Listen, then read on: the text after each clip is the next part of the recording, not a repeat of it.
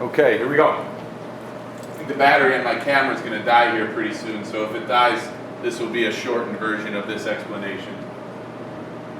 If we were calculating the sum of this arithmetic series, right, 4n plus 1, this looks like a linear rule, therefore we know it's an arithmetic series or an arithmetic sequence.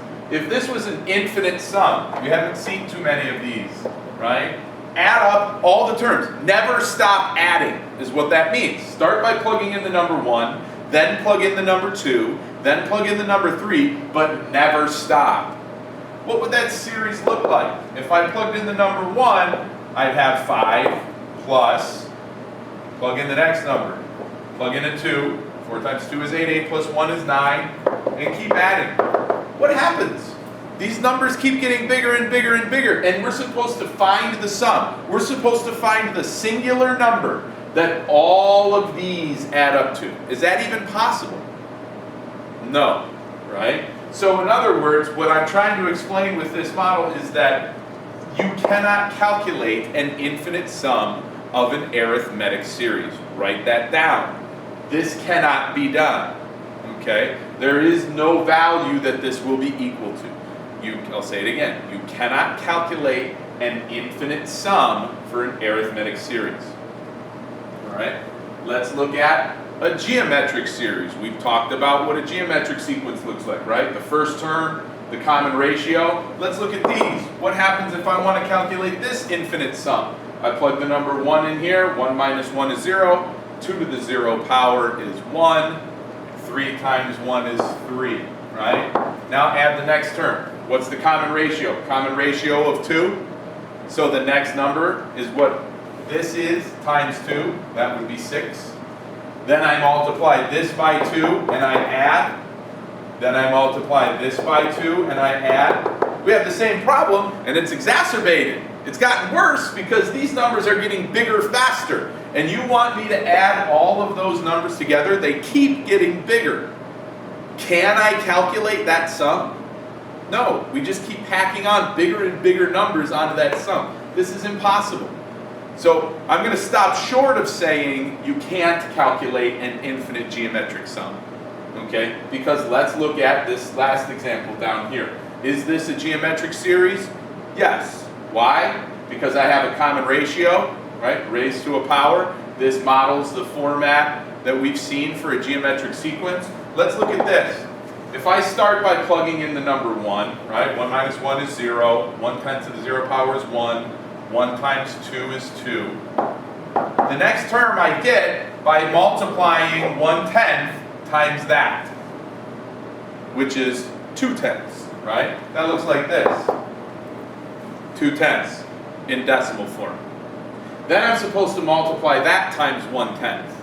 What happens when I multiply this times 1/10? I get 200s. And if I keep multiplying by 1, what's happening? I'm not adding bigger and bigger numbers like I was doing here. The numbers aren't getting bigger, they're getting smaller. And if I do this an infinite number of times, what's going to happen when I take a tenth of 0.000002? Right? That number is in this sum. It's such a negligible number that we've front-loaded this sum, for lack of a better word. Right? The calculation of the sum is pretty much in here. But what happens? Take a look. If I add 2 plus 0.2 plus 0.02 ... what do we get? We get 2.22, and then I add the next one, 2 ... And all I keep doing is pushing that 2 to the back.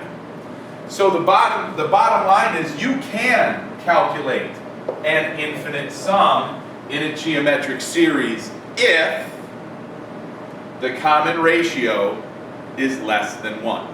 Between 0 and 1, we should say. Right? So if the numbers keep getting smaller in a geometric series because I'm multiplying by a small fraction, then when I'm going out towards infinity, towards the infinite term, the term that I'm adding is so incredibly small, so infinitely small, it's not affecting the sum. We've already, in essence, calculated it, right? So the answer to this question is 2.2 repeating.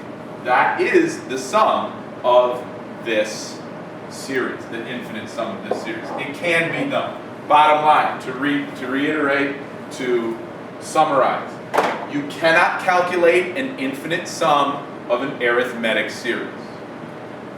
Ever. You cannot calculate an infinite sum of a geometric series if the common ratio is bigger than 1, because those numbers keep getting bigger.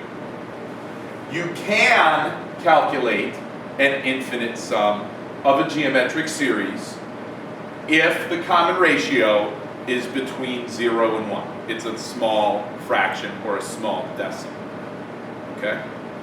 I hope you can pause at any time and write all of that down, what I just said, because you're gonna get quizzed on that on what do we say? Tuesday, Wednesday? We'll figure it out. All right? Write it down.